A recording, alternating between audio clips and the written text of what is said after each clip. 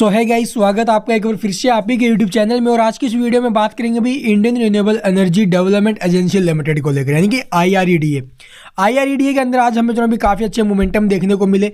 106 रुपये के आसपास, 107 रुपये के आसपास जो स्टॉक है वो ऊपर में पहुंचा, ठीक है, तेजी बनी। लेकिन फिर स्टॉक के अंदर जो है प्रॉफिट बुकिंग, यानी इंट्राडे में जो है स्टॉक के अंदर बाय सेलिंग होते हुए नजर आई है। तो यहाँ से हम इसके अंदर देखो भी, हमारी प्रीवियस वीडियो में आपको एक ही बात बोली कि इस स्टॉक के अंदर अगर आप लोग एंट्री ले रहे हो, ठीक है, एक तो 9 तारीख का सभी को बेसब्री से इंतजार था। 9 जनवरी का क्यों था भी, क्योंकि 9 जनवरी को इसका जो एंकर पीरियड है उसकी 50% जो होल्डिंग वो रिलीज हो गई थी। कहीं ये जो एंकर इन्वेस्टर यहाँ पर बेच न दे, और उन्होंने उसका बिल्कुल अपोजिट किया है। अभी उन्होंने बिल्कुल भी नहीं बेचा है, जैसा वैसा स्टॉक उन्होंने अपना होल्ड करके रखा हुआ। और आप लोग देखोगे स्टॉक के जो टारगेट्स हैं वो भी काफ़ी ज़्यादा ऊपर में अब बताए जा रहे हैं। 150 से 170 के आसपास के जो टारगेट्स हैं वो ये स्टॉक आई थिंक आपको यहाँ से दिखा सकता है बजट के बाद, ठीक है। बजट से पहले 150 तक के मूव आने की संभावना है, और बजट के बाद आप लोग देखोगे 170 के रुपए के जो मूवमेंट है वो स्टॉक में बन सकते हैं। और 2024 के टारगेट्स की अगर बात करें तो 200 से 250 तक के जो मूव वो स्टॉक में बन सकते हैं इस ईयर के दौरान, ठीक है, 2024 में। तो इस स्टॉक के अंदर एज ए लॉन्ग टर्म के बारे में सोचिए, न कि शॉर्ट टर्म में। लॉन्ग टर्म में काफ़ी अच्छे मोमेंटम स्टॉक में बन सकते हैं। तो यहाँ से अब कल के क्या कुछ लेवल्स रहने वाले हैं, क्या कल भी स्टॉक में इंट्राडे वगैरह कर सकते हैं या फिर नहीं, अगर करते हैं तो किन लेवल्स के ऊपर हमें जो है फोकस रखना पड़ेगा, चलिए वो आपको बताते हैं डिटेल में। जिस प्रकार से आज स्टॉक में मूवमेंट बने हैं, कल के दिन भी बनने की संभावना बनी हुई है। यहाँ पर आप लोग देखोगे वॉल्यूम 2 करोड़ 35 लाख के आसपास की वॉल्यूम है, ये काफ़ी अच्छी वॉल्यूम है। इसी के चलते यहाँ पर आप लोग देखोगे जो इसका RSI MFI लेवल है बिल्कुल ठीक ठाक रेंज में, भी 45 पर MFI है, और इसका जो RSI है वो 64 के ऊपर है, मिड रेंज में है, 70 के नीचे में है भाई।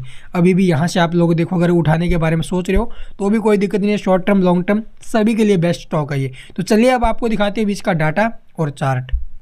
और हाँ, 20 तारीख को भूलना मत, कंपनी अपने जो Q3 के नंबर वो डिस्क्लोज करेगी भाई। जी हाँ, 20 जनवरी को Q3 के नंबर डिस्क्लोज करेगी। आप लोग तैयार रहना, जैसे ही रिजल्ट्स आएंगे सबसे पहले चैनल पर अपडेट आपको मिल जाएगा। चलिए अब देखते हैं इसका डाटा और चार्ट। तो यहाँ पर आप लोग देखो जो इरेडा का डाटा देखने को मिला भी, 102 रुपये 80 पैसे इसकी प्रीवियस क्लोजिंग थी ना, तो 102 रुपये के ऊपर में स्टॉक था। वहाँ से आप लोग देखो ओपन कहाँ पर हुआ, 103 रुपये 40 पैसे के भाव में, और यही इसका आप लोग देखो 103 के आसपास तक स्टॉक नीचे में गया। उसके बाद तो आप लोग देखोगे भी 3.5 रुपये के आसपास की रैली स्टॉक में और ऊपर में बनी है, यानी कि 106 रुपये 40 पैसे तक जो स्टॉक है वो ऊपर में पहुँचा है। क्लोजिंग इसकी 103 रुपये 40 पैसे में हुई है। ऐसे में आप लोग देखोगे मार्केट प्राइस के ऊपर एक बाय ऑर्डर है अभी 2000 क्वान्टिटी के आसपास का। डिलीवरी पोजीशन की अगर बात करें तो यहाँ पर आप लोग देखोगे भी 40% प्लस डिलीवरी उठ रही है। जी हाँ, 40.43%, यानी कि 40.5% के आसपास की डिलीवरी अगर यहाँ से उठ रही है, डाटा पॉजिटिव है, ठीक है, चार्ट के ऊपर पॉजिटिव संकेत है। तो इस सबको देखते हुए स्टॉक के जो आगे के टारगेट रहने वाले बजट से पहले वो काफ़ी शानदार रहेंगे। तो चलिए एक बार देख लेते हैं फिर भी इसका चार्ट।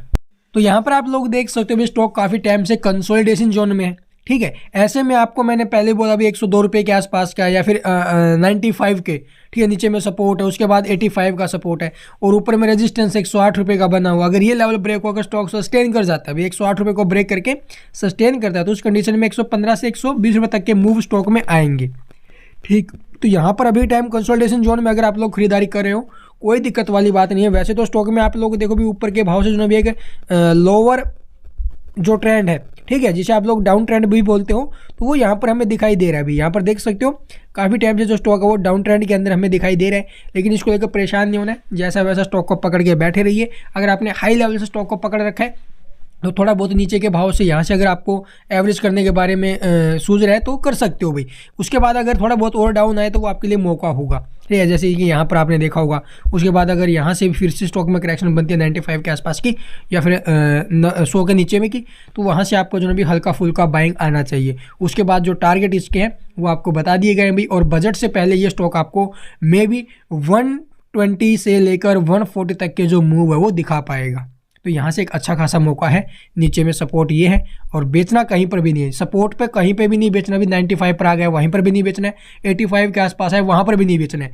सिर्फ और सिर्फ कंसीडर करना नीचे के भाव से अगर थोड़ा बहुत मिले तो होल्ड करके बैठो, बस पकड़ अपनी मजा कर इसके अंदर बैठे रहो। जैसे SJVN, इरकॉन इंटरनेशनल है, आरविनल है, IRFC है, उन शेयरों में अपने पकड़ बनाकर बैठे रहे थे ना, इसी प्रकार यहाँ पर भी पकड़ बनाकर बैठे रहना है। ये स्टॉक लंबा चलेगा। And thank you for watching the video.